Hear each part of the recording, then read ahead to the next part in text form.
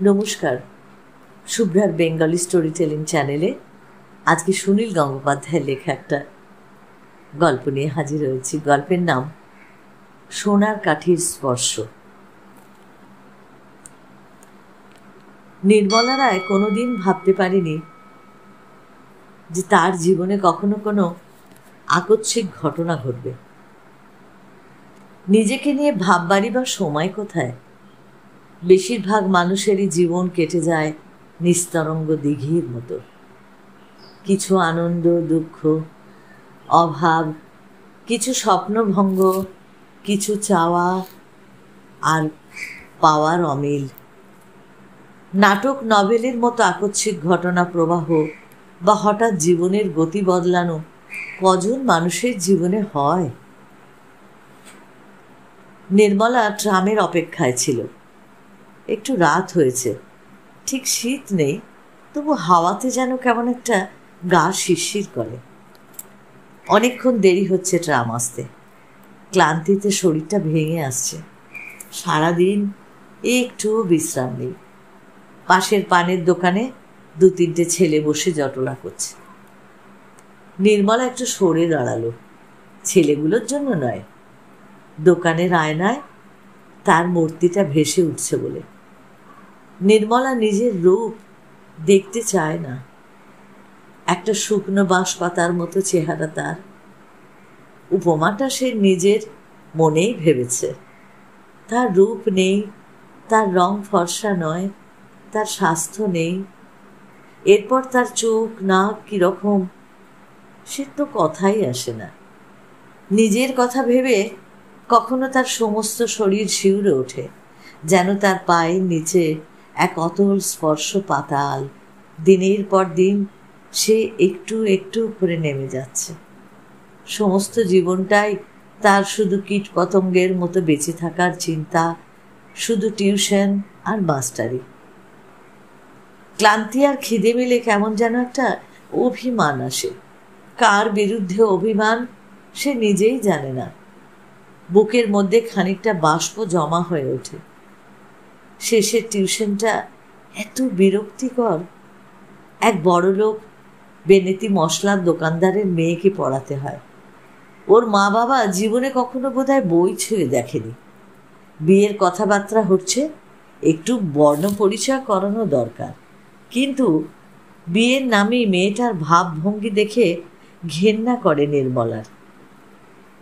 ওই দূরে একটা বাস দেখা যাচ্ছে, কিন্তু তার যে ট্রামের মান্থলি টিকিট আছে, শুধু শুধু বেশি পয়সা সে খরচা করবে কোত্থেকে? মনে মনে যখন নির্মলা এই অতিরিক্ত পয়সা খরচ নিয়ে তর্ক করছে, তখনই তার জীবনের সেই নাটকীয় ঘটনাটা ঘটল। নির্মলা যা কোনোদিন ভাবেনি, স্বপ্ন নয়, একটা স্বপ্নের মতো। একটা চকচকে নতুন মডেলের মোটর এসে দাঁড়ালো তার সামনে। তার মধ্যে থেকে একটা ঝকমকে চেহারার যুবক মুখ বাড়িয়ে বলল, নির্মলা দেবী, চিনতে পারেন? নমস্কার। নির্মলা অবাক হয়ে নমস্কার করল, কিন্তু চিনতে পারে না। অথচ কেমন যেন একটা চেনা চেনা মনে হচ্ছে। মনে হচ্ছে এরকম মুখ তার অনেকবার দেখা। চিনতে পারলেন না তো? যুবকটা হাসল। আমার নাম সুবিমল চৌধুরী। অনুশীলাকে মনে আছে তো? আমি তার দাদা। সেই যে অনুশীলার বিয়েতে। নির্মলার মনে পড়ল, সে যখন কলেজে পড়ত তার সঙ্গে বন্ধুত্ব ছিল অনুশীলার। কিন্তু সেসব দিনের কথা এখন তার আর মনে পড়ে না। কোথায় অনুশীলা আছে সে খবরও সে রাখে না। অনুশীলার বিয়েতে গিয়েছিল ঠিকই, বিরাট বড়লোকের বাড়িতে বিয়ে। সেখানে তার দাদার সঙ্গে আলাপ হয়েছিল কি না সেটাও সে ঠিক মনে করতে পারল না। তবু সে বলল, কেমন আছেন? অনুশীলা কেমন আছে? একটুক্ষণ এইসব কথা হলো। অনুশীলা আছে কালিম্পংয়ে, তার স্বামী মিলিটারি অফিসার। গত বছর কলকাতায় এসেছিল সে। পুরনো বন্ধুদের খোঁজ করছিল। তার একটা ছেলে হয়েছে। আপনার সঙ্গেও দেখা করবার খুব ইচ্ছা ছিল। নির্মলা ভাবল, দেখা না হয়ে ভালোই হয়েছে। দেখা হলেই বা সে কী করত? সুবিমল চৌধুরী বলল, আপনি কোন দিকে যাবেন? যদি অনুমতি করেন আপনাকে আমি পৌঁছে দিয়ে আসতে পারি। না না, আপনাকে কষ্ট করতে হবে না, আমি এমনি চলে যাব, ওই যে আমার ট্রাম আসছে। ততক্ষণে গাড়ির দরজা খুলে সুবিমল চৌধুরী নেমে এসেছে। সমস্ত শরীরে তার একটা আশ্চর্য উজ্জ্বলতা, নিখুঁত ইস্ত্রি করা দামি পোশাক, চুল আর জুতো সমান চকচকে। মনে হলো তার সমস্ত শরীরে, পোশাকে, তার গাড়িতে কোথাও এতটুকু ধুলো নেই, কোনো কিছুই মলিন নয়। সে বলল, আমার এখন কোনো কাজ নেই, আপনাকে আমি পৌঁছে দিতে পারি, আমার কোনো অসুবিধা হবে না, উঠুন। নির্মলার আপত্তি ঠিক টিকল না, তাকে গাড়িতে উঠতেই হলো। সুবিমল চৌধুরী গাড়ি স্টার্ট দিয়ে বলল, দেখুন, আপনাকে আমি কেমন দূর থেকে দেখেই চিনতে পেরেছি, আর আপনি তো আমাকে চিনতেই পারলেন না। নির্মলা গোপনে অবাক হয়ে তাকিয়ে দেখছিল তার দিকে। তার কথাটা শুনে একটু হাসল। ভাবল, এমন যুবকদের ভুলে যায় দু ধরনের মেয়েরা। এক, যারা অতুলনীয় সুন্দরী, ভাগ্যবতী, যারা একটু আঙুল হেলালেই এরকম অসংখ্য যুবক ছুটে আসে। আর যারা নির্মলার মতো, যাদের রূপ নেই, বৃত্ত নেই, যারা স্বপ্নেও এসব যুবকদের পাওয়ার আশা করে না, তারাও এদের সঙ্গে কখনো আলাপ হলেও ভুলে যায়। এদের মনে রাখে যারা মাঝারি রকমের সুন্দরী, যারা সব কিছুতে মাঝারি, তারাই এদের পাওয়ার জন্য আপ্রাণ চেষ্টা করে, দুঃখও পায়। কিন্তু এই সুবিমল চৌধুরী হঠাৎ তার দিকে এমন মনোযোগ দেখাচ্ছে কেন? নির্মলা খুব একটা অস্বস্তি বোধ করতে লাগলো। তার প্রতি এমন সৌজন্য দেখাবার কি দরকার? অনুশীলার দাদা, অনুশীলের সঙ্গেই কতকাল দেখা হয় না, তার দাদাকে মনে রাখবার তো কথাই ওঠে না। কিন্তু নির্মলা রায়, একটা শুকনো বাঁশপাতার মতো যার চেহারা, তার প্রতি উৎসাহ দেখালো এমন একজন মানুষ। নির্মলা একটুও খুশি হলো না এমন একজন মানুষের সঙ্গ পেয়ে। সুবিমল চৌধুরী ঘাড় ফিরিয়ে বলল, আজ সন্ধেটা কিন্তু সুন্দর, এবছর এমন সুন্দর সন্ধে কিন্তু একটাও আসেনি, চলুন কোথাও গিয়ে যদি একটু চা খাই, আপনার আপত্তি আছে? নির্মলা প্রত্যাখ্যান করার একটু সুযোগ পেল, বলল, দোকানে চা খেতে আমার ঠিক ভালো লাগে না, আপনি আমাকে বরং এখানেই নামিয়ে দিন। না না, কি আশ্চর্য! সুবিমল সঙ্গে সঙ্গে বাধা দিল। নির্মলাকে চা খাওয়াটা না হয় বন্ধই থাক। না, তা হয় না, আমার জন্য আপনি চায়ের তৃষ্ণাটা নষ্ট করবেন? সুবিমলের গলার স্বরটা খুব মিষ্টি। বলল, চায়ের তৃষ্ণাও অন্যান্য সব তৃষ্ণারই মতো, যতক্ষণ না মেটানো যায় ততক্ষণই ভালো লাগে। আজকের এমন সুন্দর সন্ধেটা তাকে কিন্তু ফিরিয়ে আনা যাবে না। আপনাকে যদি সোজা পথে না নিয়ে যদি একটু ধরুন একটু ঘুরিয়ে বাড়ি পৌঁছে দিই, আপনার কি খুব আপত্তি হবে?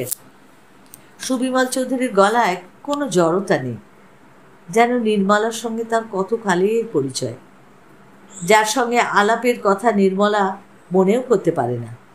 সে কি করে তাকে রাত্রিবেলা গাড়িতে করে বেড়াবার কথা বলতে পারে?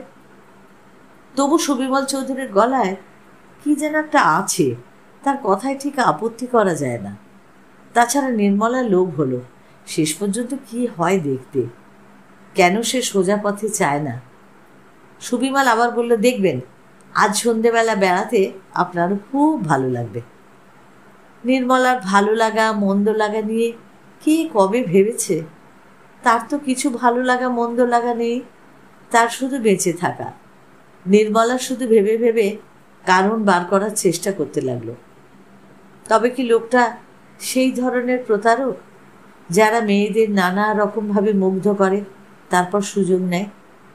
কিন্তু নির্মলা ভাবল, এমন সভ্য সুন্দর প্রতারক তো তার এই ২৬ বছরের জীবনে কখনো আসেনি। খুব দামি গাড়ি সুবিমল চৌধুরী, চলবার সময় প্রায় শব্দই হয় না।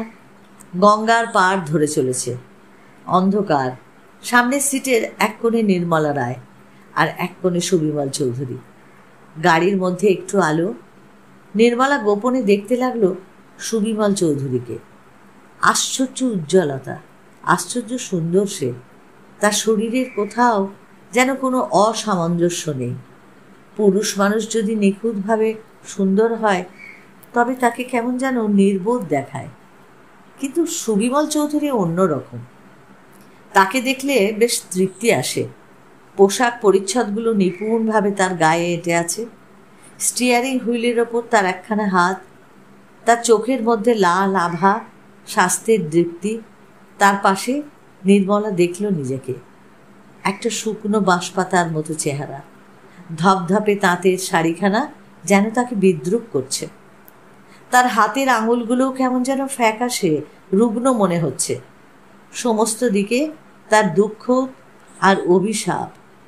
তার বাবার হাঁপানি রোগ, প্রেসের কম্পোজিটারের কাজ, তারা 4 বোন, একটা ভাইও নেই। প্রত্যেকটা বোনকে তারই মতো দেখতে। বাড়িতে প্রতিদিন কারণে অকারণে বাবা মা বোনেদের মধ্যে ঝগড়া। গরিব হলে ঝগড়ার কোনো কারণ দরকার হয় না। যাদব সরকার বাইলেনের অন্ধকার ঘরের নির্মলা রায় বসে আছে এই দামি গাড়িতে। এখনো যেন তার ঠিক বিশ্বাসই হচ্ছে না। হঠাৎ নির্মলা নিজেকে ভীষণ অসহায় মনে করতে লাগলো। মনে হলো তাকে বাঁচাবার কেউ নেই। এই যুবকটা তাকে মহত্ব দেখাতে এসেছে, কৃপা করে তাকে কৃতার্থ করতে এসেছে। সে কত বড় লোক, কত সুন্দর।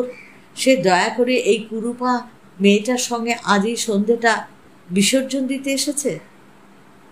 নির্মলা আর কিছু তার ছিল না, ছিল তার আত্মসম্মানটুকু। তাও সে হারাতে বসেছে। গাড়িটা কলকাতার ভিড় ছাড়িয়ে একটু বাইরে এসেছে। একটুক্ষণ চুপ করে থেকে কথা বলল।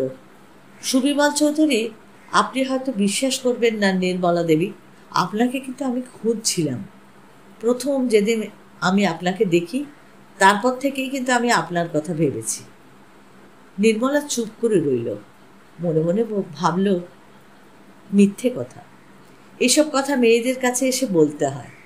স্তুতি মেয়েদের একটা প্রাপ্য, কিন্তু তার কাছে স্তুতি কেন? সে কি স্তুতির যোগ্য? তার কি আছে দেওয়ার? সুবিমলের গলায় একটু দ্বিধা নেই, একটু মনে হয় না সে বানিয়ে বলছে। বলল, শিলার বিয়েতে ওর অনেক বন্ধু এসেছিল, তাদের কয়েকজনকে আমি চিনতাম আগের থেকে, কিন্তু একটা ঘরের মধ্যে প্রথম আপনার ওপরেই আমার চোখ পড়ে। মিথ্যে মিথ্যে, আপনার ওই চোখ, অমন উজ্জ্বল, অমন গভীর চোখ আমি আর কখনো দেখিনি। মিথ্যে মিথ্যে। নির্মলার চোখ বুঝল, তার গা হাত পা কাঁপছে। এসব কি শুনছে সে? এরকম দুর্বোধ্য কথা তো সে আগে কখনো শোনেনি। সে একটা কথাও বলতে পারল না। সুবিমল এক ঝলক তাকিয়ে দেখল নির্মলার দিকে, একটু সরে এলো। নির্মলার একটা হাত ধরল সে। আপনি কি মনে করবেন জানি না, আমি... ছাড়ুন। নির্মলা এক টানে নিজের হাতটা ছাড়িয়ে নিল। এইবার সে বুঝতে পেরেছে সব, সমস্ত কিছুই দিনের আলোর মতো তার কাছে স্পষ্ট। বলল, আপনি গাড়ি থামান, আমি এক্ষুনি নেমে যাব। সুবিমল হাত ছাড়িয়ে নিয়ে একটা অস্পষ্ট শব্দ করল। নির্মলার সমস্ত লজ্জা, সমস্ত দ্বিধা চলে গেছে। একটুও ভয় পেল না সে। সুবিমলের দিকে স্থিরভাবে তাকিয়ে বলল, সত্যি করে বলুন, আপনি কে? কি আপনার উদ্দেশ্য? অনুশীলার কোনো দাদার কথা আমার মনে নেই। যতদূর মনে পড়েছে তার বিয়ের সময় কোনো লোকের সঙ্গে আমার আলাপও হয়নি। আপনি কে? সুবিমল একটুক্ষণ চুপ করে রইল। তার আশ্চর্য সুন্দর মুখে একটা রেখাও বদলালো না। নির্মলার দিকে চেয়ে একটু হেসে বলল, আপনি সত্যি আমাকে চিনতে পারেননি? না, একবার মনে হচ্ছে আপনি একটা প্রতারক, সভ্যতার সৌজন্যের মুখোশ করে এসেছেন। কখনো মনে হচ্ছে আপনি একটা ভাবপ্রবণ মাতাল, কি করছেন আপনার নিজেরই খেয়াল নেই। আর কখনো মনে হচ্ছে আপনি সাক্ষাৎ স্বর্গ থেকে নেমে এসেছেন। আমার মতো সামান্য মেয়েদের দয়া করাই আপনার পেশা। সুবিমল বলল, আর থাক, আপনি গাড়ির দরজা খুলে দিন, আমি এখানে নেমে যাব। সুবিমল চমকে উঠল, সে কি, এত দূরে এই অন্ধকার রাস্তায়? হ্যাঁ হ্যাঁ, এখানে। গাড়ির মধ্যে কম অন্ধকার নয়। নির্মলার প্রত্যেকটা কথা উঁচু স্বরে বাধা যেন ঝনঝন করছে। ভয়ানক উত্তেজিত হয়ে পড়েছে সে। কলকাতা ছাড়িয়ে এসে নির্জন পথে গাড়ি থেমে আছে। একঘেয়ে ঝিঝির ডাক, গাছের পাতার শব্দ, অন্ধকার রাত। সুবিমল বলল, না, তা হয় না। এখানে পথে চোর ডাকাতের ভয় আছে। চোর ডাকাতেরা আমাকে ছেড়ে দেবে, আমার কাছ থেকে তাদের নেওয়ার কিচ্ছু নেই। সুবিমল বলতে গেল, আপনি ভুল করছেন।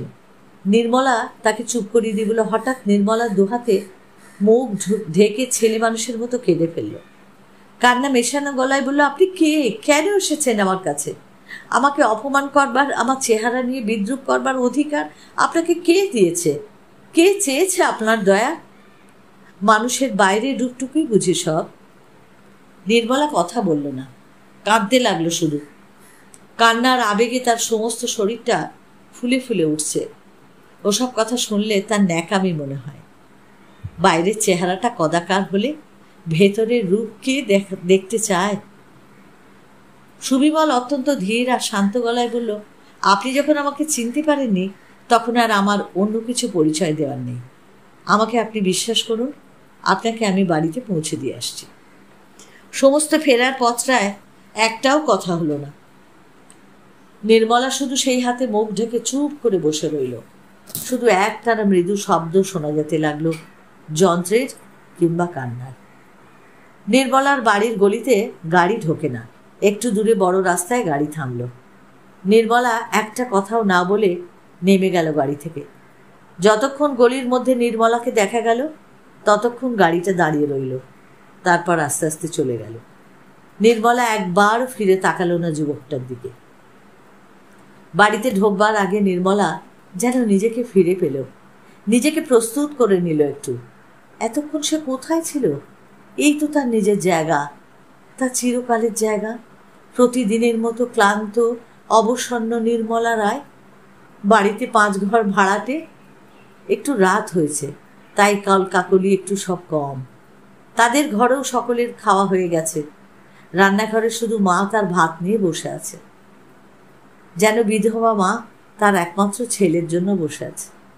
নির্মলা একমাত্র ছেলেরই মতন। তারই টিউশন মাস্টারিতে সংসারটা চলে। কিছু খেতে পারল না নির্মলা। অন্য দিনের চেয়ে আজ আরো অনেক অনেক ক্লান্ত লাগছে তার। নির্মলা কাপড়টা পর্যন্ত বদলালো না, কিছুক্ষণ নিঝুম হয়ে বসে রইল।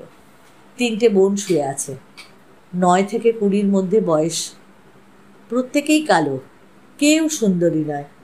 এদের একদিন কেউ এসে হয়তো অপমান করে যাবে, দয়া দেখাতে আসবে। নির্মলা দেওয়ালের কাছে আয়নাটার সামনে গিয়ে দাঁড়ালো। রাত্রে মেয়েদের আয়নায় মুখ দেখতে নেই। নির্মলা দেখল, তার মুখে এখনো চোখের জলের দাগ শুকোয়নি। আয়নার মধ্যে যেন দেখা গেল সেই যুবকটিকে, সুবিমল চৌধুরী। ওই লোকটা আজ তাকে স্পর্শ করেছে। তার 26 বছরের জীবনে কখনো এমন হয়নি। ওই লোকটাকে সে ঘৃণা করবে? ওকে ভুলে যাওয়াই উচিত। সত্যি ওকে কোথা থেকে এসেছিল? ও তো ইচ্ছা করলেই কত সুন্দরী মেয়েদের পেতে পারে, তবু নির্মলাকে ছুটে এসেছিল কেন? দিদি, তুই শুবি না? নির্মলা ছোট বোনের দিকে তাকিয়ে একটু হাসল। 9 বছরের মেয়েটা ঘুম ঘুম চোখে কিছুক্ষণ অবাক হয়ে ওর দিকে তাকিয়ে রইল।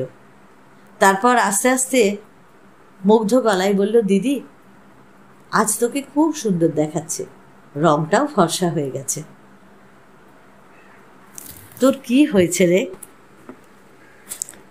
কালো, সে যতই কালো হোক, দেখেছি তার কালো হরিণ চোখ। রবীন্দ্রনাথের এই লাইন দুটো বড় মনে পড়ছে এই গল্পটার শেষে। এই গল্পটা শুনে যদি তোমাদের ভালো লাগে তাহলে তোমরা অবশ্যই লাইক করো, প্রিয়জনকে শেয়ার করো। আর যারা এখনো সাবস্ক্রাইব করোনি, প্লিজ প্লিজ সাবস্ক্রাইব করে একটু আমার পাশে থেকো।